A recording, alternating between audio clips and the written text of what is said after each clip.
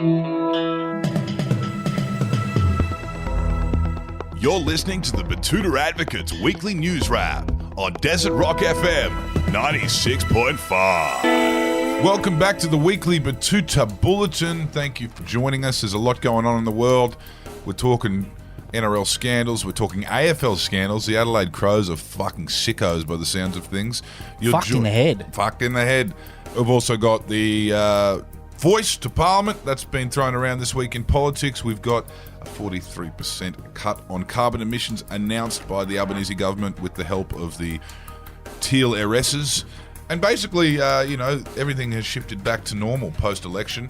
Everything feels all right. We're in a little kind of window now between our second La Nina for the year and potentially our third. Yeah, everything's happening. So we're enjoying this little moment without floods down the entire east coast of Australia. And you're joined today by myself, Clancy Overell, editor of the Betoota Advocate. Errol Parker, how are you? I'm a bit tired today, mate. I've just been up watching the Com Games. For love Scintillating of Empire. stuff, eh? I drank a bottle of Teacher's Scotch last night watching the Athletics, so that was very... Hey, Big Denny with the discus. Big Denny with the discus, yeah. For love of Empire, really. Yeah. They should still call it the Empire Games. Yeah, I wouldn't mind that. Also, you're talking about significant things. Betoota Mutts, 4th grade, finally got a win. First one in 12, so that was a historic win for us at the club. Proud of the Mutts. Every other grade went down, but 4th grade got it done, so it's long awaited. And it was because of, obviously, a COVID cluster in the opposing side, but a win's a win, and it goes, You can only play what's in front of you. Yeah, look at the scoreboard. Yeah, I think that's the first time they've beat the Windora Wanderers, in decades. Well, the first time the ref wasn't... Yeah, Fucking bias. So, Fucking when cheat. you got a level playing field, that's what the 4th grade boys can do. Anyway, should we get into the news wrap? Yes, Sure. First article up this week, and we're going to ask you to read this one, Errol. Not so much a headline as a direct quote from the Honourable Robert Catter III. Yeah, this one's going to be tough. I think A small excerpt this from your really 3-hour takes conversation. this really takes it out of me, and the fact that I still have quite a significant blood alcohol from the Teacher's Scotch. I'll give it a go. Catter says he is willing to back an Indigenous voice to Parliament, but it would make more sense to have a black upper house and a black lower house that operates within the current federal system. We should let the Murrays and the Torres Strait Islanders effectively run a black Senate just to double check everything the Southern mob puts forward.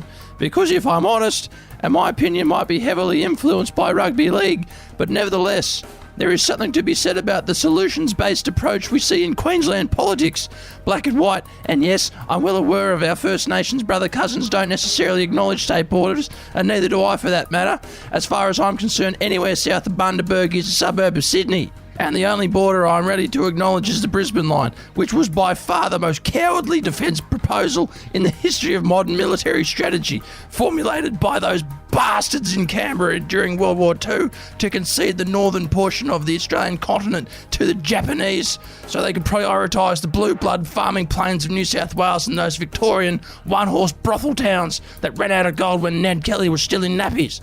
I'm not trying to complicate things, but it's worth remembering that blowing up our inland bridges and major ports and left us for dead in the face of an aggressive foreign army chock-a-block with soldiers willing to literally fly their planes into defence targets for the love of the empire. It makes me sick to my stomach that this disgraceful chapter in our nation's history and complacency which borders on treason has not been forgotten. Queenslanders, black and white, harbour a deep mistrust for the southern elite to this very day. Mind you, that mob down there in the Lower Murray, I don't mind the cut of their jib. I suppose we might have them operating some sort of black crossbench like the Black Teals or the Black Catters. Not a bad idea at all. I mean, really, what I'm putting forward here is quite simple when you think about it. Get the man a strepsil. Yeah, Very that's, impressive stuff. That's the biggest soundbite we've had from Bob. You did very well to read that, Errol, in his voice. I think we don't have too much more to say on that story. We'll move things along. Otherwise, we'll be here all day. Now, the Reserve Bank of Australia, they fucking pumped up the cash rate again. And the chief of the RBA, Philip Lowe, has told people under mortgage stress, don't hate the player, hate the game. Yes, the price of money has gone up again this week, putting more stress on the bottom line of everyone in this country lucky enough to be off the renting merry-go-round. And once again, people who own houses with a mortgage are criticising Mr. Philip Lowe for the comments he made last year about not raising interest rates for at least a couple of years. Now, in an exclusive with The Advocate, he has responded to those people by saying, don't hate the player, hate the game.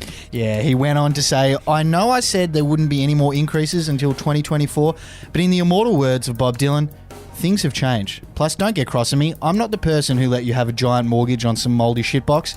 If you want someone to sook to, go sook to the bank. See how that goes. Good on him for referencing the pedophile Bob Dylan. Now, political news. Whoa. I know you oldies, so you don't like to hear that about your musical Jesus.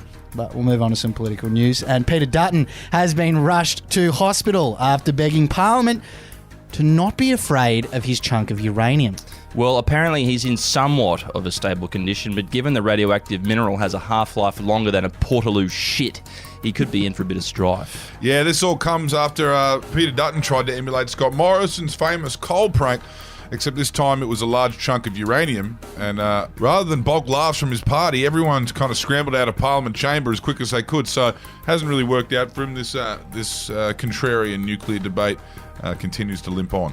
Yeah, it was quite incredible scenes. Everyone fleeing out of there. And head to our website if you'd like to see the exclusive images we've got. He's quite green, alien-looking Peter Dutton there. Now, sports news to finish up the week. And the Gold Coast Suns have been praised for an incredible effort after winning a game with only 18 number 1 draft picks on the field. Yes, a stirring victory. The Suns sunk the equal last West Coast Eagles in a 107-104 point thriller. In the dying moments of the exhilarating contest, the endless priority draft picks, the AFL's 3-year assistance package, the expanded academy player access, and the ability to pre-sign academy players without bidding really made the difference in the end.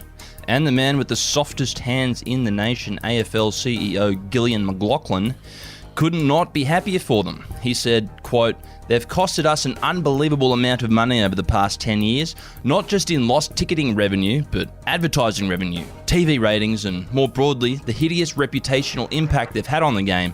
So this is a great result for the game." Yeah, all's well that ends well, I think there. Anything else for the week?